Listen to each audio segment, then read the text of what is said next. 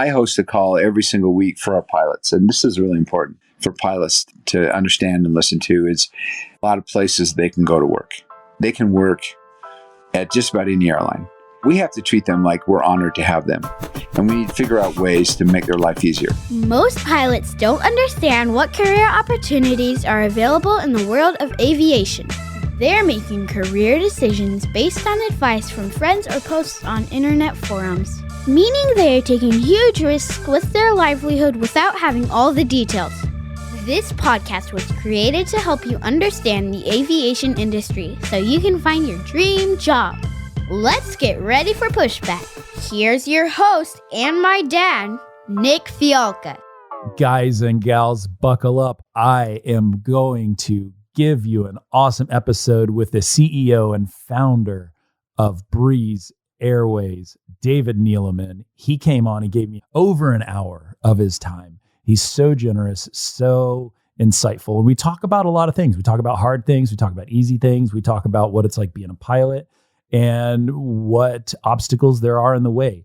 If you are a pilot trying to sort out where you belong and where you fit and where to have a great career, listen to this episode. Breeze is such a dynamic company. There's so many new things going on. There's so much growth. There's so much opportunity. There are very few airlines that give you opportunity. This gives you opportunity. David was very gracious.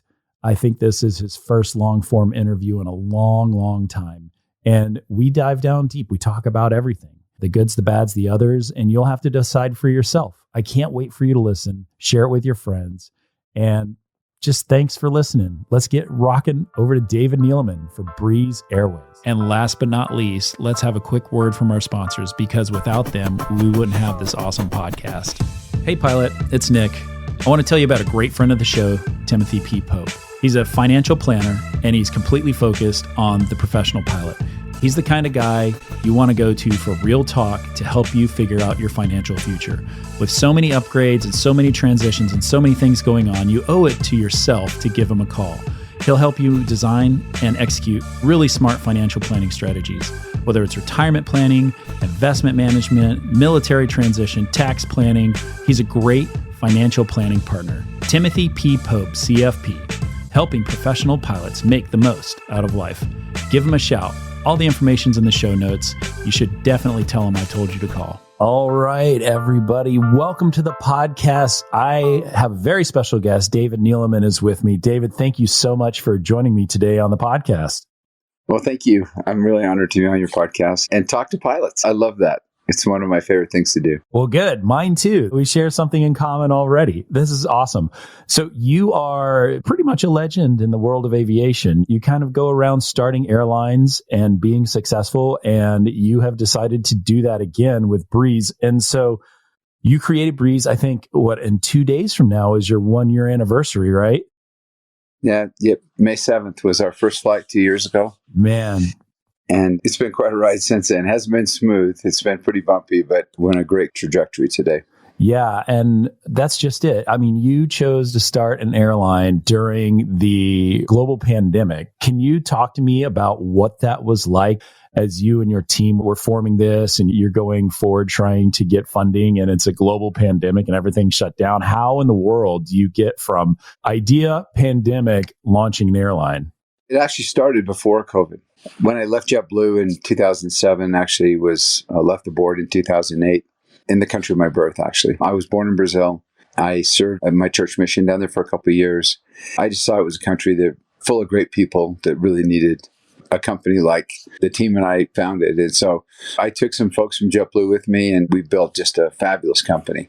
A company today that has 1,000 flights a day, has a logistics operation that can deliver a package in 48 hours or less to 4,800 cities, which didn't exist in Brazil when we started. So it was really a great labor of love. And today, the largest airline in Brazil in terms of flights per day, cities served, revenue, one of the most profitable airlines in the world before COVID. And now we're kind of digging out of a little bit of a hole, but just a great, great team of people down there doing a great job. And so as I was doing that, and then I was over at TAP, I did the privatization of TAP.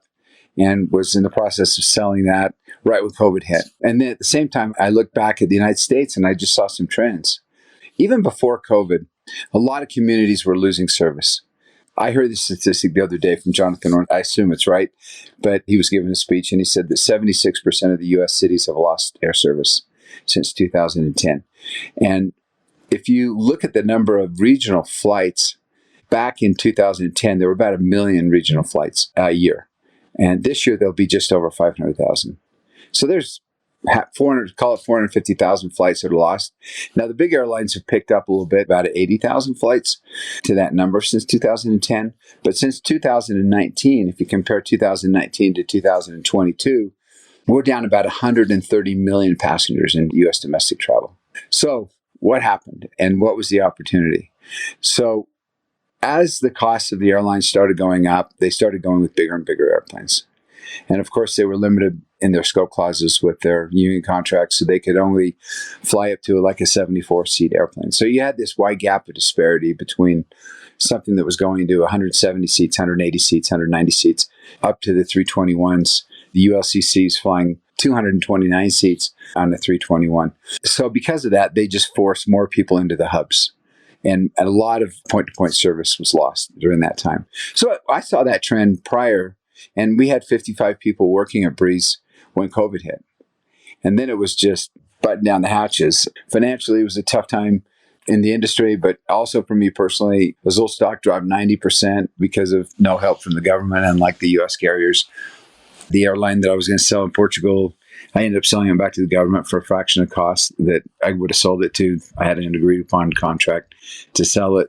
And so, yeah, I had to go out and raise some money, which I didn't want to do, but we did it. And with a great track record and a great team, we were able to raise a few $100 million and become really the highest capitalized startup in aviation history right in the middle of COVID, which was really a big accomplishment. And so there is a big need for this airline. And with our planes with 137-seat 220s and with 124-seat 195s and 108-seat 190s, we fit right in that soft spot between kind of the scope-limited planes and the planes that are just getting bigger and bigger.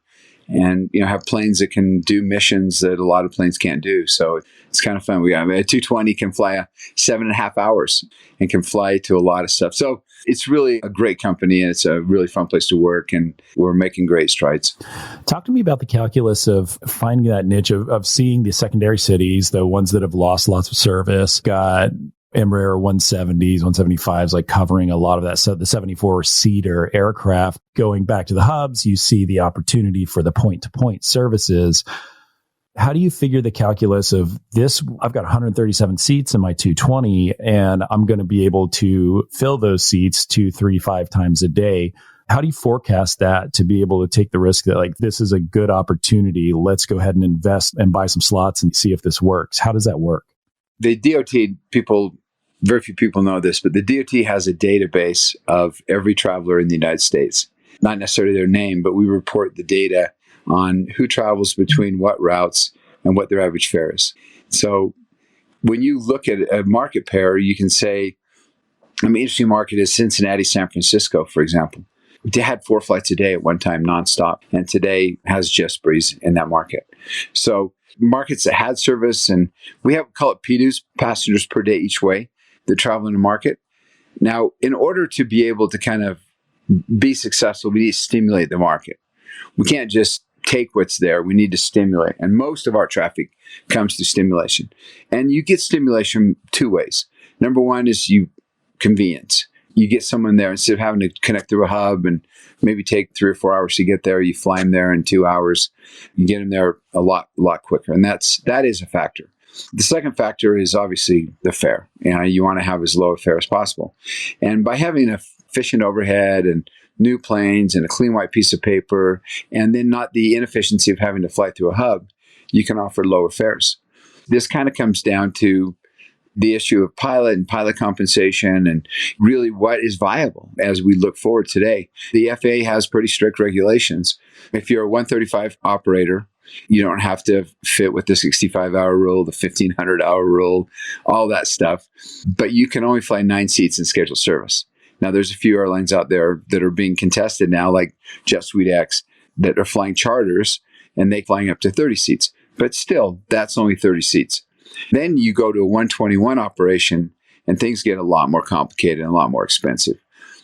The airplanes at 74 seats, the 170, 175s, CRJ 900s, 700s, those are that size because they were an artificially made airplane.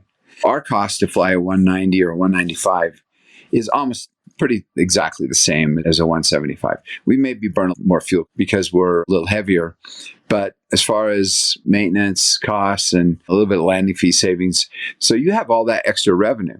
As kind of salaries have gone up in the regional markets, I think the 50-seat market is going to be gone. There are still some 50 airplanes out there, but just from an economical point of view, they don't make sense. And that's why you've seen United pull out of 39 cities, because they used to fly those markets primarily with 50-seat airplanes because that fit. These are very small markets.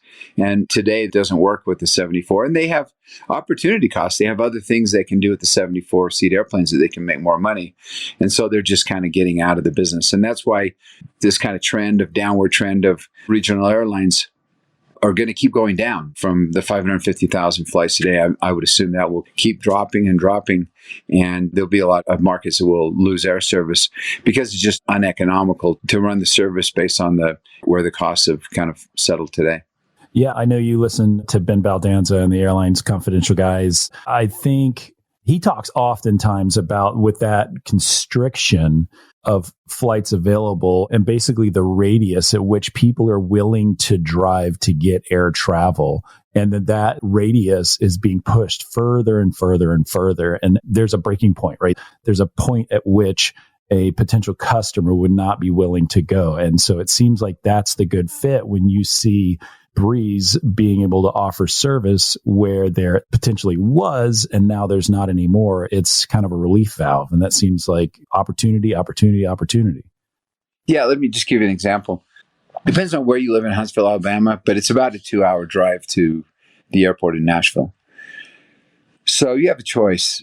Huntsville is a vibrant city. It's got all kinds of great things going on. The Redstone Arsenal, it's where we kind of build all the motors for the Apollo program. There's all the defense contractors are there. There's a beautiful space museum there. There's space camp for the kids. It's the largest city in Alabama. It's grown by 25% since 2010 and lost 25% of its airfare. So when you go up to the Nashville airport and drive around the parking lot, you see a lot of plates from Alabama. People are being forced to drive up there. So we just said, what are the great destinations that the people want to fly from Alabama, from Huntsville? And we said, okay, how about Vegas and Orlando and Tampa? So we fly it, and we fly it for great fares and, as good as you can get anything out of Nashville, if not better. But everything that makes it harder to fly, if you got to go drive 2 hours and you got to park a car and you got to pay no one's going to catch a 2-hour Uber. So then you got to figure out where you're going to park your car. And it depends on what they're charging. You got to find an off-lot thing that's going to give you something that, maybe only $20 a day, and that's going to cost you money. It just makes it more difficult to travel as opposed to just walking out in this sweet little Huntsville airport, going through security, getting on a plane, and then in 4 hours you're in Vegas, or in an hour and a half you're in Orlando. So these are great opportunities that it's really hard to match and for people to do. But for us, these are just really golden opportunities, and there's literally hundreds of them. I could give you many more examples. I don't want to tip off the competitors too much, but all the data is there so they can see it, when it happens. But that circle is getting bigger and bigger, and then that's why we've got 130 million less people traveling in the country than traveled prior to COVID. I imagine you in Salt Lake with some large war room with like a map of the world and like red, yellow, and green thumbtacks on a map. Like, okay, this is our next target. I'm a military guy. Like I'm like, let's get a war plan together. Guys, it's the most fun you can have in the airline business. For me, I love just going. We have a huge map, just like you said, got all the dots where we fly. And just going in there and kicking your feet up and listening and looking at route profitability and seeing where we're doing great. And, looking at seasonal shifts, where we can do great in the winter, where we do great in the summertime. Those are things that we have gotten better at. And it's just fun to watch these markets develop and have people flying. The other day we flew 10,000 people for the first time last Thursday. Now Azul flies 100,000 people a day, so we got a ways to go, but it's pretty impressive. I was at the Shania Twain concert last night and looked around. There was 10,000 people there, and I said, "Wow, this is what we fly, pretty much every day at Breeze nowadays." So it's kind of cool to be doing that and getting people together, letting people go see new things, and kind of generally making people's lives better. Well, that kind of leads into the idea of your focus, like, hey, we're going to be the world's nicest airline. And I used to own an RV park. I didn't own an airline. I didn't start an airline, but I have the entrepreneurial bug. I love it. And I had a highly successful park that I built. I built from nothing to the most successful park in Florida and the highest rated. And the reason is because a friend of mine actually worked for Chick-fil-A and helped set up their customer service model. And he challenged me when I was starting about, like, what do you do different? I take their money and they go park and they stay, and I get $44 a night from them. And that's it. He said, but what do you do that makes them want to come back? What do you do that makes it special? And he sent me off and he's like, go figure it out. And then you've got a week to figure it out. And so I really stretched my brain and I really worked hard with my partner to figure out what to do. And here's what I came up with is, in the RV industry, when you show up at night, my average customer is probably about in their mid 60s. And they come in, they've been driving all day, they're tired, maybe they've got a $5,000 RV, maybe they've got a $2 million RV, and they are beat. And so what I came up with is the fact that, like, okay, I'll drive them around to their site, but then what I'll do is I'll park them. I'll get them parked. I'm going to set up their water. I'll set up their sewer. I'll set up their power. I'll make sure everything's organized. I'll open the door. I'll set out the little mat in front of their steps, and I will be the guy that does that. And I looked around and I was the only person in America doing that. I was the guy that was doing it different. And I saw it. So it exploded my business. And so I say all that, not to pat myself on the back, but your focus at Breeze is to be the nicest airline. So what is that thing that you do that is nobody else is doing that makes it that returning customer be like, heck yes, let's go Breeze. We got to do it. Yeah, that's a great story. And it's such a great example. So many companies are mediocre. They just don't go that extra little bit that can make you a really special company. I can remember when I was over in Toulouse, France, picking up our first 320 with leather seats and brand new plane. And, we were going to put, TVs in that, and people could watch TV, the only airline on the planet. And it was like, man, this airline's going to do awesome, because, we hired great people to be able to take care of our customers, but adding those extra little things really mean a lot. And I think, we don't have TVs in our Breeze airplanes, and we're installing internet on our flights for high speed, and we've got a great plans to do that. But I think it's the ability to do something that no one else is doing, to take you to a place for a fare or with convenience that no one else is doing. And the other thing is that technologies can be a win-win.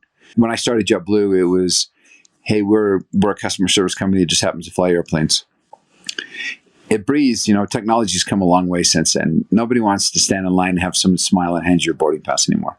You want to make your own reservation, check yourself in, check your own bag, drop it on the carousel, scan yourself on an airplane, and go sit down. You don't necessarily want all that. So that seamless ability to do all that, plus also being able to reach out to someone and have them respond in a timely fashion, not necessarily with a phone call, but with a message, say, hey, I need help with this or that, having someone in their home in Utah talking to you and getting back to you in a really timely fashion.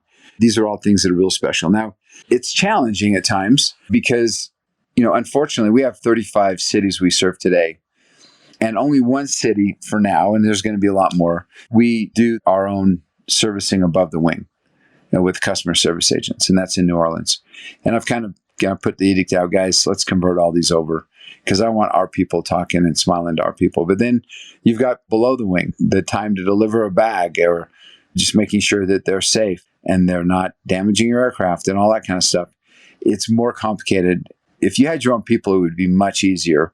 But if you fly 4 times a week in a city, it's just not makes sense to have all that infrastructure for that. But, we just really want to be seriously nice. I tell our people, we can't control the weather. We can control mechanicals to a certain degree, but there are so many things outside of our control. But what we can control is being seriously nice. And we can be seriously nice all the time. There's really no reason not to be seriously nice. And if you're nice to people, even when things are tough, flights are delayed or canceled or whatever, they're just going to be nicer to you in return. And your job's just going to be a lot more fun. Yeah, I certainly experienced that even when somebody's having a bad day, and it comes down to empathy and self-awareness.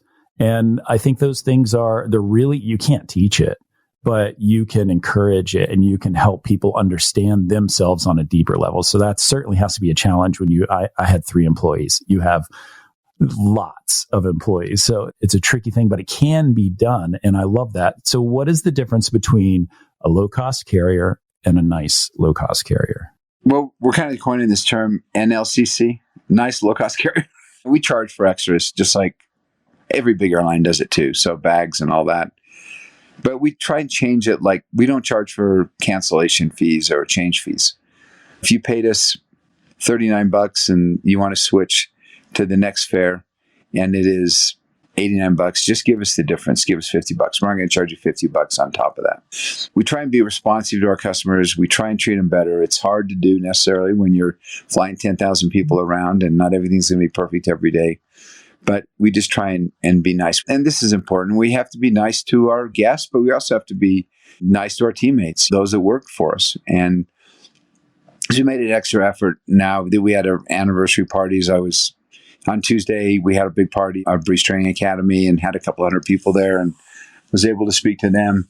I had a call yesterday with all of our technicians. That's one thing that COVID's given us, the ability to Zoom and talk to people all over the place. We have a weekly call with our flight attendants and talk to them.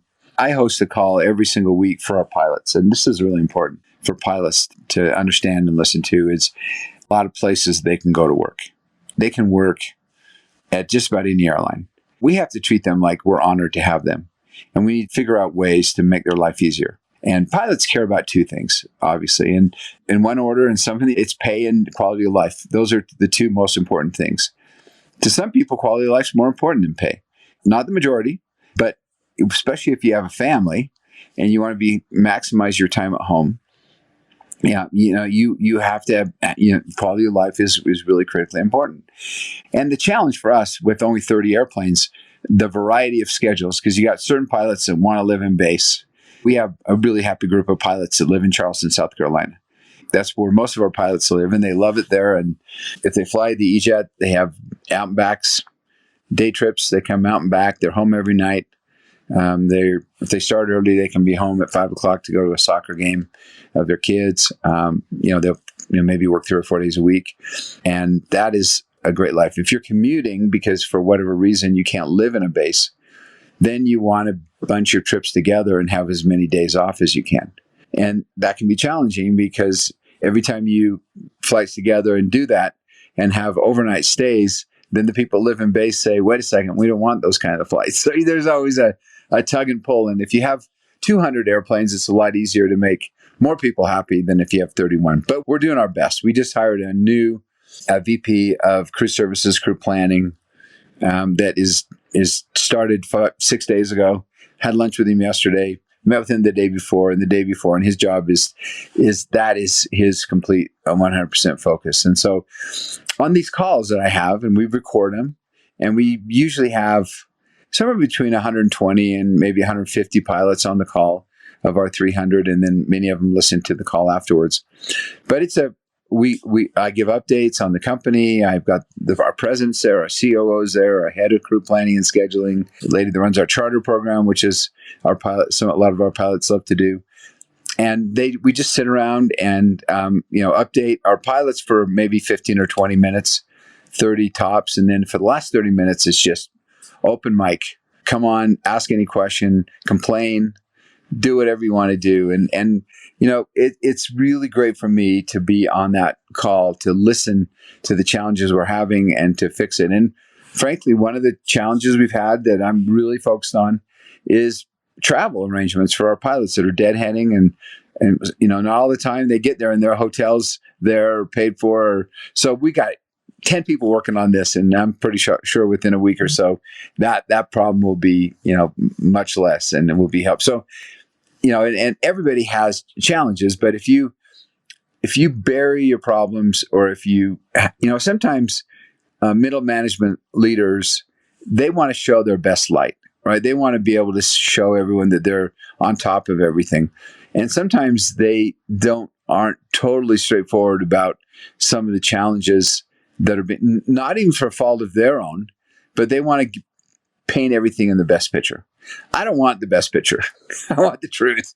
I want to know exactly what our pilots are experiencing on a daily basis, from their schedules, from their arrangements that we make for them, to the number of days off they have, the way that they can commute, all of those things. And so, it's I'm not saying we're perfect, but I am saying that we care and we can fix things faster than anyone else. And some things are drug on a little bit longer than I would have hoped. But just being everything every week, this cadence of having this call every week, having everyone participate, I think it's the new way to run an airline in this new kind of pilot challenge world. I love that you brought that up, because of the thousands of pilots that listen to this podcast, I sent out some blasts to people, to some of my groups. What questions do you want me to ask Mr. Neeleman? And what do you have? And somebody shared a story with me that I thought was really interesting. That's one of your pilots, that there was an issue with a hotel, and they were wherever they were having a hard time getting a hotel. And you were part of a text chain, and you sent a picture of your credit card to them and said, "Take care of yourself. We'll figure it out later." I work for an airline. I know hundreds of, there are CEOs everywhere. I've never heard of somebody just doing this. Well, I got to the point where I was frustrated. I kept saying, do this. I get a call on a Sunday night, and so we have our call, but we also have our text. I have 400 people on a text chain that we have all together. It's transparency at its greatest level. One time, one of our board members said, "You have people in your company and the company that are exhausted from your pilot calls." I said, "Then let's just fix everything, and no one's has to. If everything's working perfectly, no one's going to have any complaints." So when a pilot's been flying all day and they're 8 hours in and 10 hours, and they get to the hotel, on that particular day, actually, I had gotten to a hotel, and there was a mix-up with my credit card, and their credit card machine wasn't working, and they wouldn't give me my keys until their credit card machine was working. And I was, "Just give me the keys." They go, "No, we have to make sure that you paid for the room." And it took me 15 minutes. It was midnight. I was so frustrated. And I just imagined our pilots in that position, sitting there for an hour. And I was just so kind of like, this is ridiculous. Here's my credit card. If you ever have that problem, look, tell them to Google me. You can see this. Here's the CEO. Here's his personal credit card. He stands behind it. Give me my key. Let me have my rest. And so, whatever it takes, we'll take care of it. Yeah, I get to a hotel at the end of a trip. I know that I've got a short overnight. It's always, we're burning at both ends. I need to work out. I need to eat. I need to talk to my kids so that they know I'm still alive. And, you've got all those me things, and the weight of the world seems on your shoulders. So when you show up at a hotel or there's nobody there to get you, it can be stressful. But it's a huge thing, but it's a small thing. It's an easy way to gain confidence with the pilot group, to know that you're out there to help and that you're accessible. And that is absolutely an awesome, different way. And I hope that there are other CEOs listening to this that are like, dang, I should be doing this too. Well, we can't give the pilots everything they want. Obviously, Sure. It's very hard. Can't pay them exactly what they want. We can't give them the perfect schedule and the most days off that they want. We can't have every single hotel be perfect all the time. But we can show that we absolutely value you and we care. And when things don't go good, we sympathize and we understand and we feel your pain, really. And that's what we can do. And then we got to get better. And sometimes, Nicole, I get a little frustrated. The same thing keeps coming up, and all the leaders are in the room. I'm saying, come on, folks, let's get this fixed. And some of it's the technology, garbage in, garbage out. And some of it is some of our errors. And I talked a lot on the last call about, I was stunned. I mean, I'm 63 years old, and I came along. I was born in 1959, kind of right around the time that the 707 was being launched. And I read somewhere a guy that owned the mansion in the Beverly Hillbillies died in a 707 crash flying out of JFK.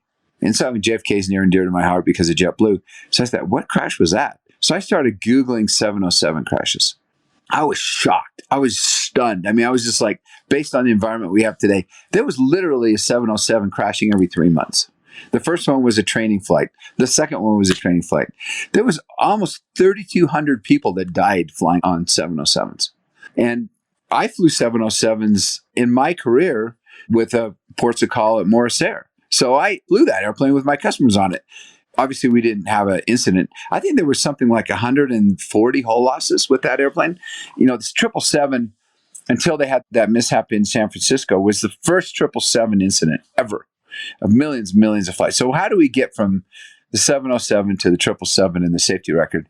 And I would submit there's two really important factors, probably the two most important. Number one is we went to simulators. We started putting people in airplanes and teaching them how to fly without putting them in airplanes. And we can thank Al Yulchi for a lot of that. He was a Pan Am and started flight safety. The second thing was checklists. I don't know exactly what the checklist looked like during that time. And so going back to my story, I said, guys, we have a bunch of people on this phone call that are pilots that are precise, they're exact, thank goodness. We asked them to be perfect in their jobs. We asked them to fly within a standardization window that will keep everybody safe. Now, let's take some pages out of the checklist book and let's figure out how to do a checklist for a hotel booking or putting in a deviation in pay into the system, or let's do whatever. But because my brother is a surgeon and he said that the malpractice deaths dropped 80% in the surgery room when they had instituted a checklist. You know, I think there's even a book about this. It's called Checklist or something. So I get frustrated when we aren't perfect, and I want to be perfect. We'll never be perfect, but I just want to be more perfect every time. And I just got to see that progress. Yeah, I think it's tough to, when you're starting an institution, it's hard to institutionalize things, right? And that checklist mentality, absolutely. I was a director of crew resource management, another job in the Navy, and we were big proponents of get things standardized, get them organized, and all of that spreads across from your director of flight operations up to your CFO and all the other things. And so that can be certainly probably one of the most tricky things to get and retain those people that you want. I want to talk about that. I want to talk about, you said, hey, I can never offer everything that's like all the quality of life you want, or all the pay you want, or all the this and all of that. So what is it, if I'm a pilot and I'm listening to this podcast, it's probably because I'm looking for a job. And if you, David Neeleman, want these pilots in your company to stay, you don't want them to pass through, right? You want these guys and gals to be part of your family as you're building this so that you can have something that is dependable, that day in and day out is going to follow that. So what do you do as a CEO? Like, how do you bring these pilots and this talent? Got military, you've got people, there's so many people in flight school right now. Like there's a massive amount of people in flight school, but you've got low time pilots here that are trying to get to there. But how do you attract them? And then how do you get them to stay? It's a great question. So, and we've gotten better at this. In the early days, we were like a little bit disorganized, and the pilot situation went from frightening to like, oh my gosh, no one's going to ever have a job again, to all of a sudden, the pendulum swung so hard, so fast that, I think everybody got a little bit flat-footed. And, it all stemmed from it was already tight before COVID, and it was manageable and people were managing through it. But when the big airlines kind of early retired 7,000 pilots, that started a chain of events that really affected the industry and the traveling public in really negative ways. And some would argue that pilots certainly benefit from that dramatically. So the important thing for us is we need to attract pilots. We need to retain pilots. It doesn't do us any good. And, I was giving this example yesterday when we were talking about crew travel. Sometimes crew travel wants to save $100 on an airfare because they can put you on a 2-stop connection, take 8 hours to get there, when there's a nonstop for $100 more or $200 more. Well, it costs us $60,000 to train a captain. you can spend $100 extra for a lot of airfare because that person got disgruntled and left because they felt like you were treating them right. So you can really be penny wise and pound foolish.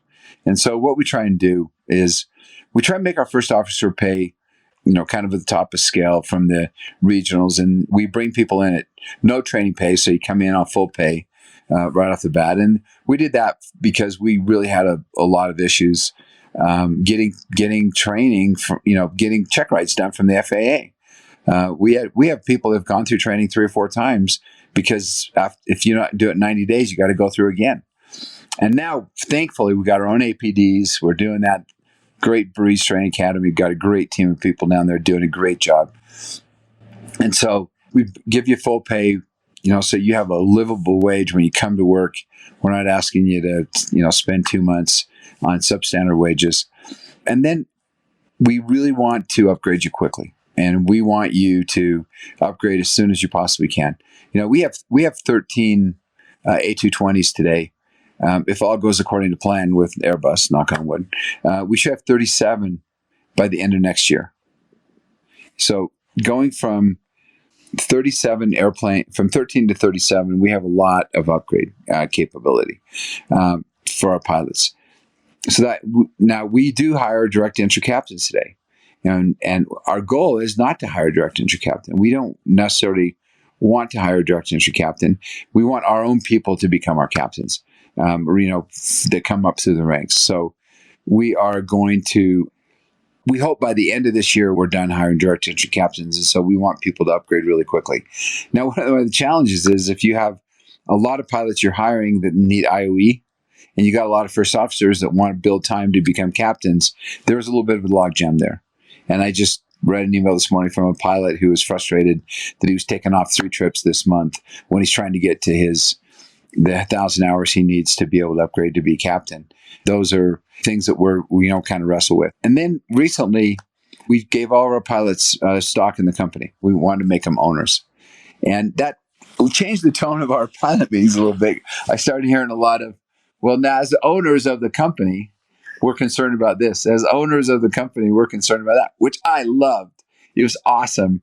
And, then I turned it right back around. Well, as owners of the company, do you guys want to do this? So we are extended that stock at least through, I think it's the end of July, but I think we're going to extend it beyond to make sure everyone in our hiring pool has be able to get that stock. So it vests over a few years.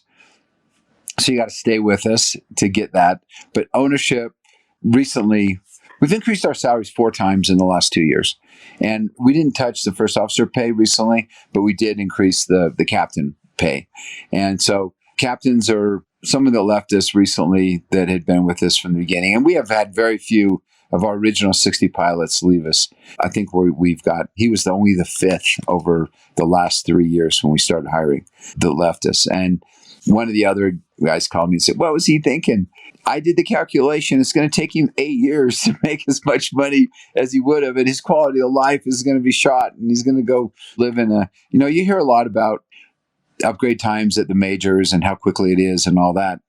But you have to kind of sit and ask yourself, if somebody has 14,000 pilots and 7,000 first officers and 7,000 pilots, if you can upgrade in a couple of years, why would 7,000 people pass up that upgrade? And where's it going to be based? What's the quality of life? And so quality of life pays into it. And so we have the ability, kind of have 3 categories. We have the 220s, brand new airplane, great technology, the best technologically advanced airplane, I would tell you. Airbus has plans to make a 500 out of that airplane, which I think over time will replace the 320. It's that much more technologically advanced than the 320. Basically, it's 20 years later technology than a 320. We have the Embraers, which 12 to 15-year-old airplanes, but are lower utilization planes that where they're based, then people live in those bases. They're basically out and back airplanes. And then we have a good chunk of that airplane that is in charter operations. And we do that primarily in the first and second quarters and the fourth quarter. And then we put them in scheduled service during the summer. But people who are on the charter program, they basically are on 7 days, off 7 days. We deadhead them to wherever the plane is. We fly them back to their home, wherever the plane ends up. And they have maximum time with their family, and then they're on the road, flying lower utilization. So it's someplace you want to go if you want to upgrade quickly.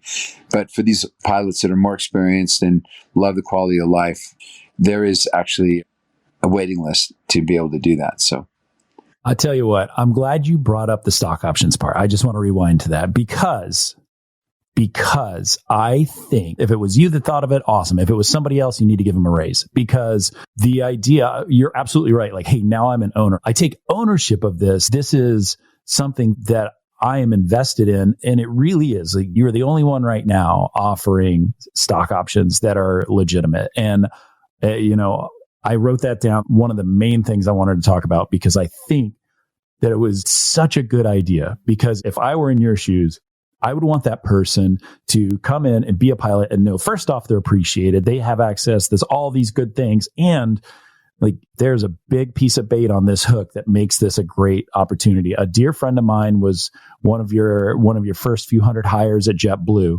And, like if he had stock options in the company now, 20 some odd years later, right?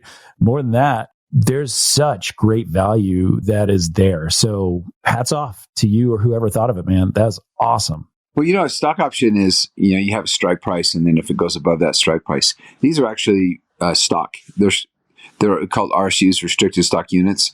So you actually have the stock in the company, regardless, then you have to set a valuation at some point in time, either through an IPO or, at some point in time, if we just make money and distribute it, then we'll set a valuation at that point in time. So, they're actually owners. They actually own the stock and invest over time. So I wanted to do it, but our president, Tom Doxey, really pushed that idea with a lot of foresight. And the reception from our pilots has been outstanding. Way to go, Tom. Way to go, man. That's awesome. I love it.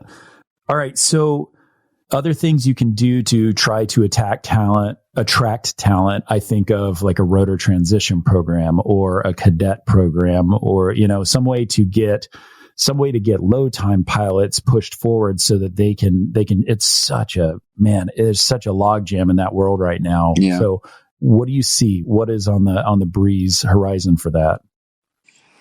That's really the key. And I think we got to figure out,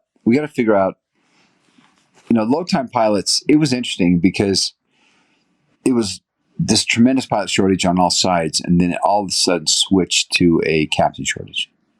It went from we remember talking to our head of recruiting, Jan Coleman. And she said, we've got like 400 first officer applications. We've got a lot. And then we've got 110 people in our hiring pool.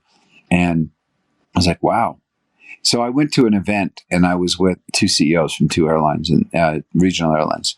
And they just kind of said, I was talking about the 1,500-hour rule. I had some ideas on how we could streamline that a little bit to get folks moving on a little quicker. And that is kind of on the 2-year degree and the 4-year degree, keep those intact for the 60 and 30 hours of aviation credit, but just kind of strip out all the non-aviation stuff that actually, because I think, what we're finding our training center, when we take these poor guys that have been trying to get to 1,500 hours, that is either been a CFI or they've just been flying a Cessna around trying to get hours. They were probably more prepared when they came straight out of training with really intensive training than going to Home Depot, earning money and trying to go fly an hour or two here and there to get to 1,500 hours. So I thought that if you were to I talked to a couple of aviation universities that if they stripped it out, they could get you a 4-year degree in 14 months. Now you've got your 4-year degree. You only need to get to 1,000 hours, but instead of getting that done in 4 years or 4 years time, you can get it done in a year and a half and be able to kind of be a lot more prepared. So I was telling them this, and they said, well, you don't have a first officer problem anymore. One of them said, we have 300 too many first officers. If we would lay them all off, we would, because we have too many. And we're kind of forcing our first officers that don't want to upgrade, or we're telling them they have to leave. And it's all become captains' issues. And so we actually lowered our upgrade program is very good, and it's rigorous, and it's difficult, and not everybody gets through it. And so I feel good about that, because you need to have a captain that's well prepared. So we lowered it from 1,500 to 1,000, and then increased the training and footprint, and made sure that these people are really ready. So how do you get someone who's got 1,500 hours and then get them those extra 1,000 hours? And I know one source is the military, because if you're flying large transport airplanes in the military, my wife has a friend who's a C-17 guy based out of Charleston, and he referred someone that had 800 hours on a C-17, and 500 of those hours count. So really focusing on those military folks, and it's a big transition into an airline, but they can upgrade when they're ready, and then just finding high time people that have been PIC and a larger transport airplane really needs to be our focus. But then there has to be some other way to build that time to be able to kind of bridge that gap a little bit. But like I said, as long as we slow down attrition, which we have significantly, we can do our perpetual motion machine. We can generate enough captains internally to feed our growth. That's really where we want to be. Well, as somebody that is military, went to a regional, went to a ULCC, and went to a major, I completely see where I hear what you're saying. It resonates with me a little bit about the conversations that you would have with the regional CEOs. I think that company culture outweighs how much money you're going to pay somebody to stick around and be a captain by a significant amount.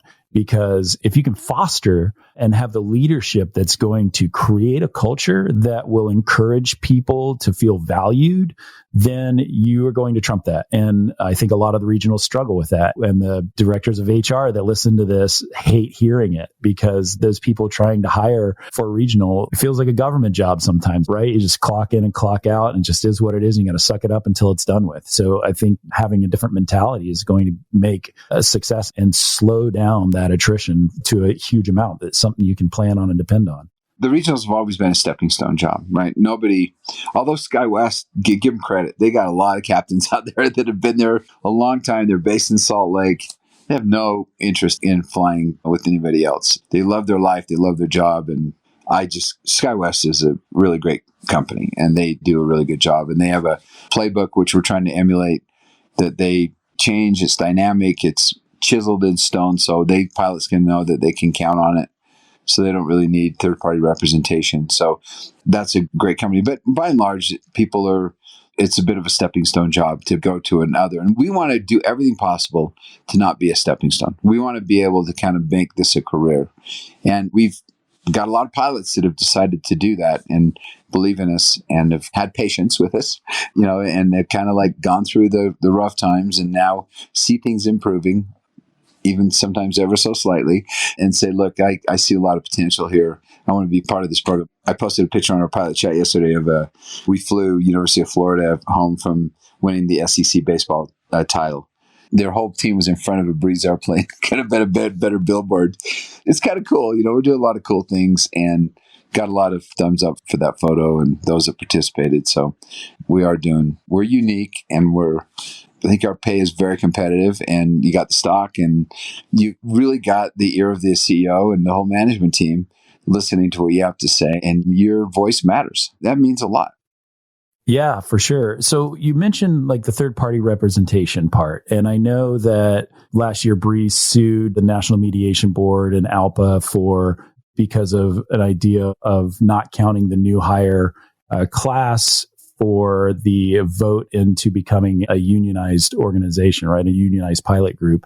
And a day or two ago, that case was dismissed. And so as it comes forward, and there's this pivot now where we have a unionized organization, like how does that change your calculus and how does that work together? Well, I'm not giving up. We had a judge and he recused himself, and then we got another judge. And the point of issue is, if our pilots vote to unionize, we'll deal with that.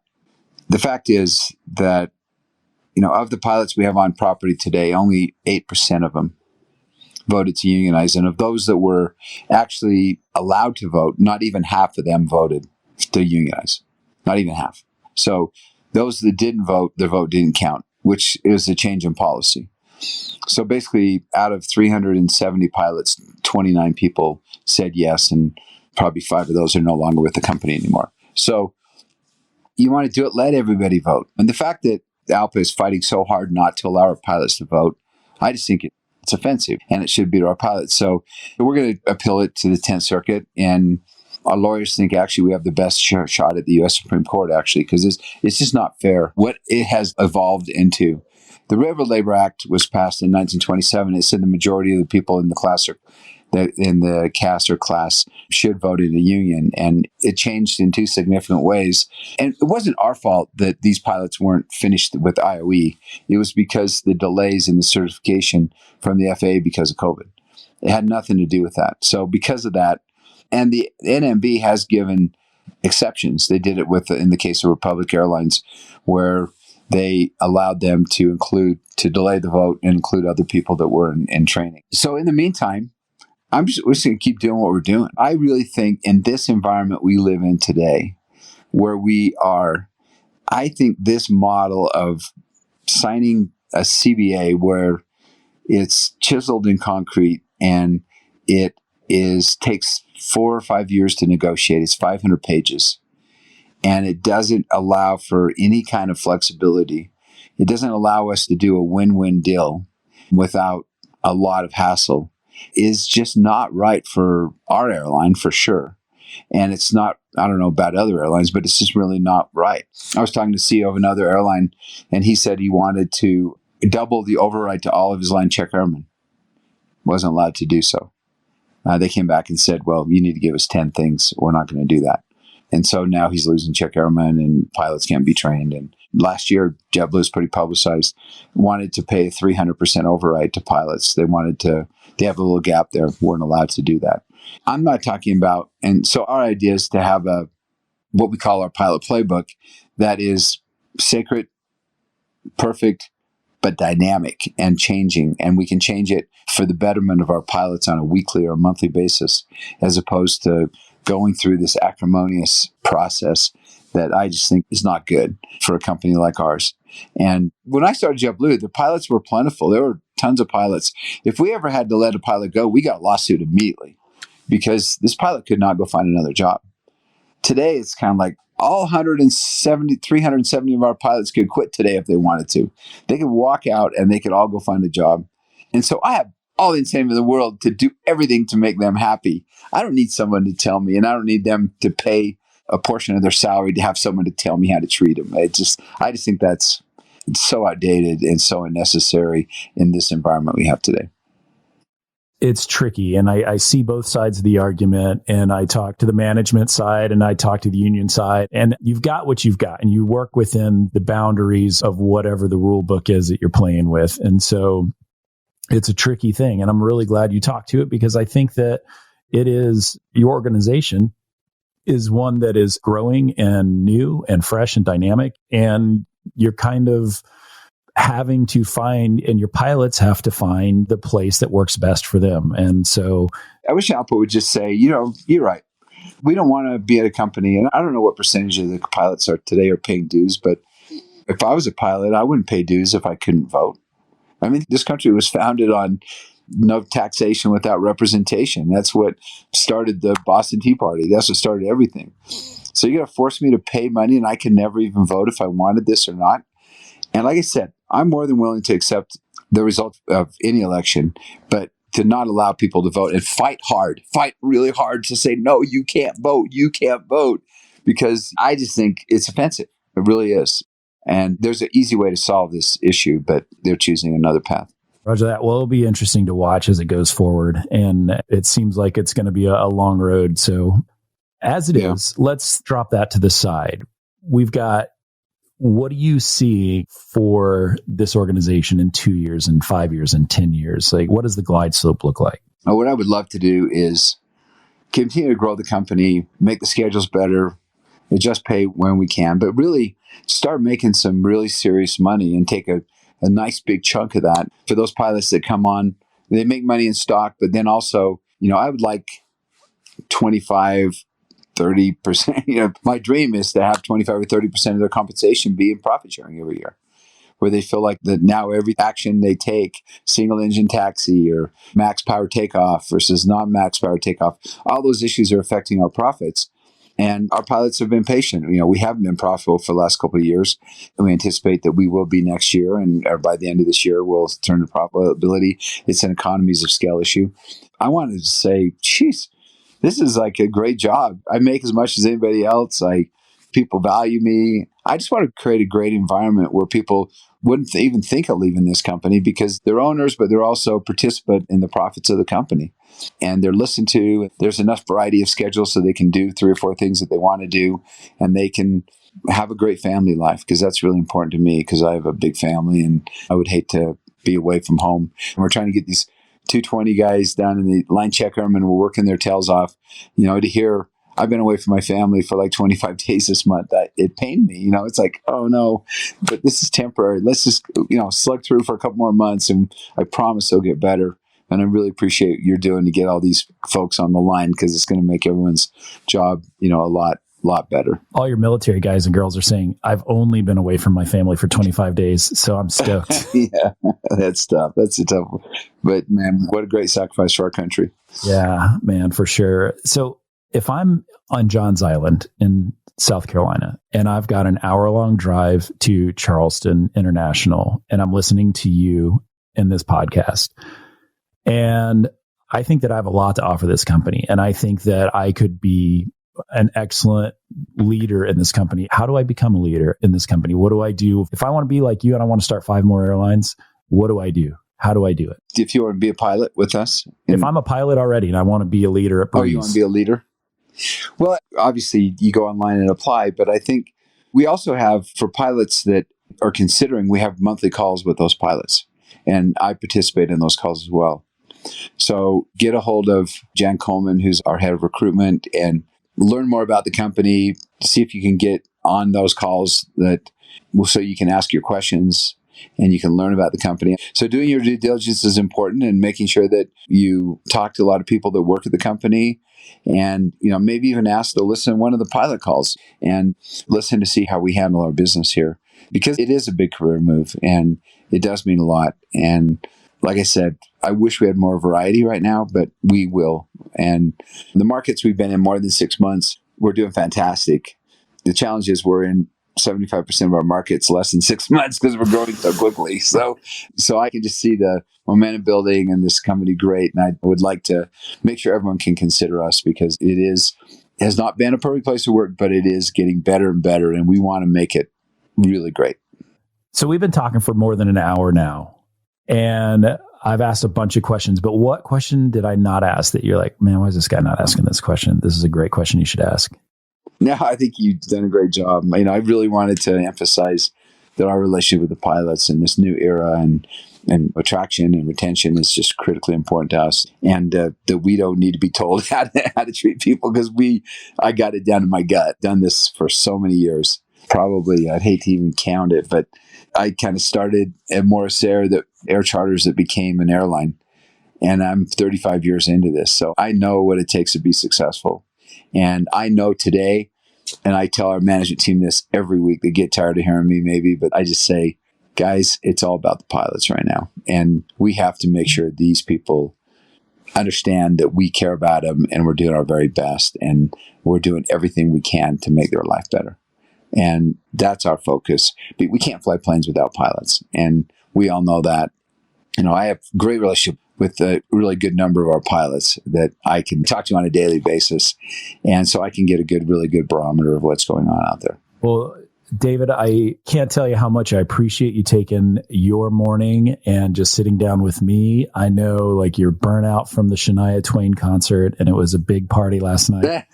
But I think this is super important, and this will be a lasting episode here that people will be able to find. And when they search for Breeze, they will find this, and they'll hear you having a real conversation. And so I thank you for that. And the pilots that listen to this do as well. So this is awesome. Thank you for spending your time, and thank you for your generosity. Thank you, Nick. Thank you so much. It was a pleasure. Hey, before I let you go, I need to mention one thing, because a lot of people are asking me, can you do anything? Can you help me with this? And the answer is yes. At Spitfire Elite, we will make more millionaires this year than Major League Baseball will make in the next 5 years. Our company actually does this. It's called Spitfire Elite Interview Consulting, and you can find us over at spitfireelite.com. Our clients, they call us the easy button for interview prep, because everything you need to crush your interview is there in one spot. Whether it's application review or interview prep, all of it is covered. We've helped thousands of clients who are now flying at their dream jobs because our coaches gave them the one-on-one feedback that they needed to succeed on the biggest day of their life.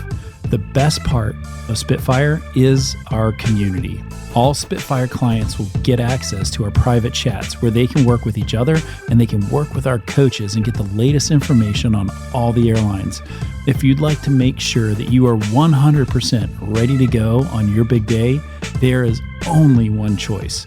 Everything you need is in one place, and I think it's pretty affordable. You'll have to take a look for yourself. Just go over to SpitfireElite.com and check us out. Use the coupon code podcast and it'll save you 10%. And by the way, I will see you on the next episode. The statements made on this show are my own opinions and do not reflect, nor are they under any direction from my employer.